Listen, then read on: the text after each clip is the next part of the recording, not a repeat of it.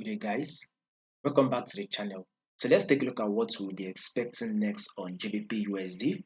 So to those of you that are yet to subscribe, if you have not yet subscribed, do also click on that subscribe button, like, share, make your comments. So guys, once again, click on that subscribe button, click on the bell notification so you don't miss out on any updates. Now, if you take a look at what GBPUSD is doing, you can clearly see that on our foot trend, we are in an uptrend move, right? This is our foot trend. GBPUSD is literally trending to the upside, and now we are currently on a pullback. Now, this is the movement here on GBPUSD. This is our high, and here comes our higher low. This is also the higher high. Here comes the higher low. This is also the higher high, and here is our higher low.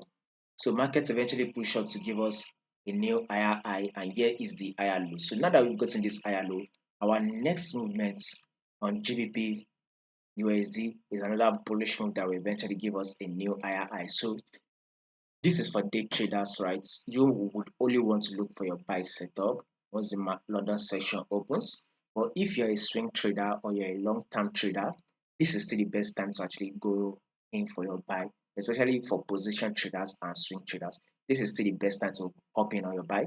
But for day traders, you might want to look for your buy setup around this level that is forming. But I think personally, this is what I think it will happen. Remember, you do not trade what you think. You only trade what market is doing. So, but if in case market drops back to the support level, look to take your buy again.